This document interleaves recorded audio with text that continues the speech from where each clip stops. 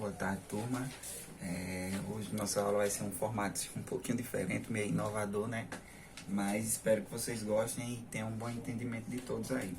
Aí vocês podem acompanhar aí pelo livro, aí na página 38, 39, e a gente vai seguindo aqui nessa primeira aula, tá? Que o assunto novo de química é esse aqui, átomo e tabela periódica. Vamos começar pelo átomo, né?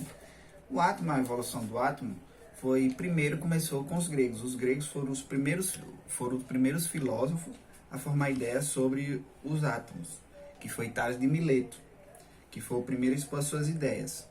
Os filósofos Leucipo e Demócrito propuseram a teoria atomista, que átomo é como se fosse assim, átomo é uma coisa que não é divisível, ou seja, ela não se divide. Aí depois dele aqui vem os gregos a Dalton. Dalton foi o primeiro que teve o modelo atômico, que inventou o primeiro modelo atômico. A evolução do modelo atômico, dos gregos a Dalton. Aí aqui Aristóteles, reconhecido como um dos mais importantes filósofos da humanidade, afirmou que a base do mundo material era a matéria primitiva. Tá? A teoria de Aristóteles foi aceita por muito tempo, muitos anos. E somente com a formação da ciência como base experimental é que foram propostas novas explicações de bases e leis. Quando essa forma era adquirida por meio de adição ou remoção de propriedades e qualidades, ou seja, quente, frio, seco e úmido, o elemento básico poderia se transformar em outro, e a troca dessas características mudava a forma de matéria. Isso era o que Aristóteles defendia, essa ideia dele aí. Então, tudo era através de hipótese. Hipótese é uma coisa que a gente não sabe. A hipótese corresponde a um conjunto de ideias prováveis, ou seja, não é certeza. Então, o que é uma hipótese é como se fosse uma incerteza. Aí a teoria de Aristóteles, como falei, aí já foi aceita por muitos anos. Até que um grande período constituído da matéria, de acordo com a concepção aristotélica, segundo qual a matéria era formada por átomos, conforme o pensamento de Leucipo e Demócrito, e com base nas leis enunciadas de Lavoisier e Proust, o cientista inglês John Dalton realizou entre 1803 e 1808 diversos experimentos e criou um primeiro modelo científico moderno. Ou seja, quem teve a primeira ideia de um modelo científico foi Dalton, que o modelo atômico de Dalton considerava que o átomo com uma partícula maciça esférica indivisível não poderia ser criada, destruída ou transformada em outra. Ou seja, então o primeiro modelo atômico, que era o átomo esférico, era parecido a uma bola de bilhar, uma bola de sinuca, por exemplo, foi Dalton que inventou esse primeiro. Então o primeiro modelo atômico era esse aqui, ó, era esse formato aqui que tem aqui. E dando continuidade aqui no modelo atômico esférico, ele teve as ideias também que era assim, que vem através do elemento químico, que já vai ser das propriedades tipo da tabela periódica. Cada quadradinho daquilo chama-se elemento químico. Ele falava assim: a matéria é constituída de pequenas partículas denominadas átomos. Um conjunto de átomos com a mesma massa e o mesmo tamanho apresenta propriedades iguais e constitui o elemento químico. Elementos químicos diferentes apresentam átomos com massas, tamanhos e propriedades diferentes.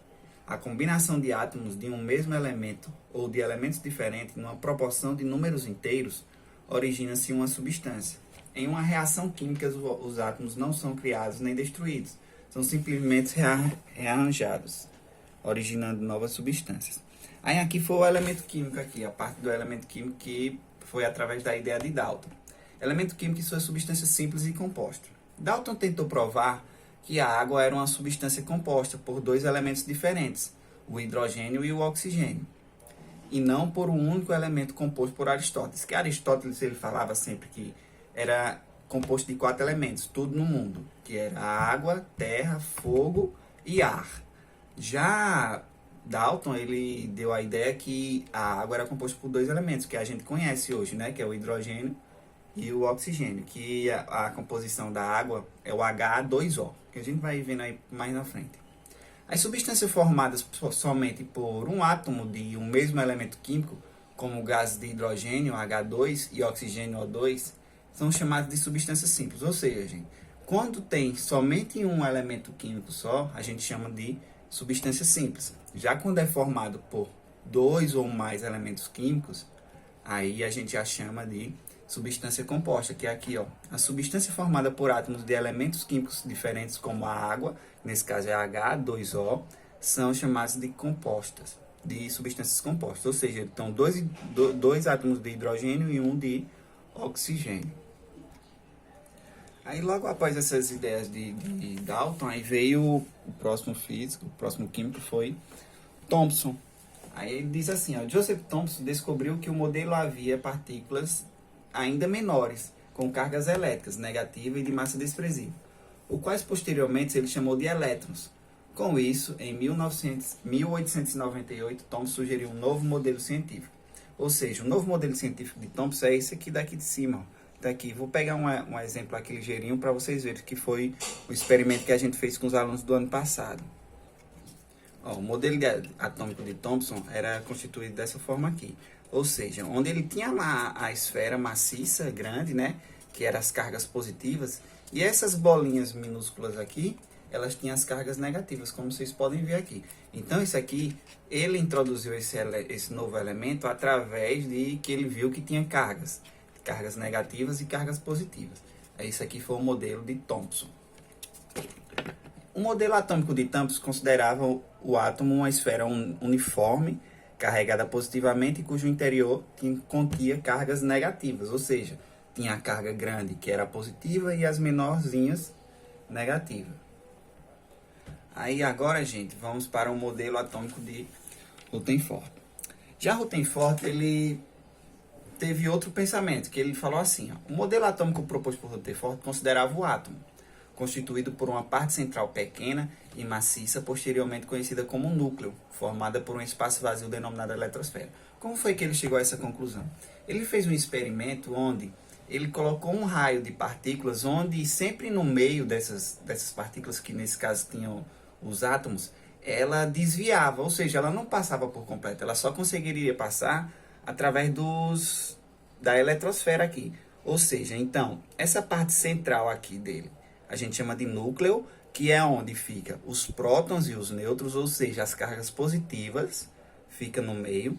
E essas partículazinhas verdes aqui, que fica ao redor aqui dela, a gente chama de elétrons, ou seja, é como se fosse o sistema planetário, onde no centro eu tenho as cargas positivas e as neutras, e ao redor dela, como se fosse nessas órbitas aqui dos planetas, que a gente vê muito em geografia, que como se fossem umas estrelas, ela ficam os elétrons, que são as cargas negativas. E por último, gente, quem teve que é o modelo atômico que ficou esse de Rutherford aí, que é o mais conhecido pra gente. E Bohr aperfeiçoou esse modelo, que o Bohr já via assim, ó. O físico dinamarquês Niels Bohr aperfeiçoou o modelo de Rutherford, ou seja, ele ajeitou esse modelo, aperfeiçoou, é como se melhorasse aquele modelo, né? Publicando no ano de 1913 a teoria de níveis de energia. Como esse modelo ampliava o modelo de Rutherford, também pode ser chamado de modelo Rutherford-Bohr, porque ele aperfeiçoou o modelo de Rutherford. A teoria proposta por Bohr afirmava que os elétrons se moviam em órbitas circulares e em níveis fixos de energia, ou seja, em regiões bem definidas sem perder ou ganhar energia. Ou seja, aqueles elétrons, aquelas partes que ficam nas órbitas, como se fosse do planeta, elas se moviam através dos seus níveis de energia, tá? Então, por hoje, a aula de hoje é só isso. Aí, aqui na página 46, tem um joguinho no QR Code lá, no códigozinho QR Code, vocês podem estar fazendo. E na próxima aula eu vou explicar os níveis de energia, que é um pouco mais complicado, e assim sucessivamente. Depois nós vamos fazendo as atividades e esperem mais outros vídeos aí. Valeu, galerinha!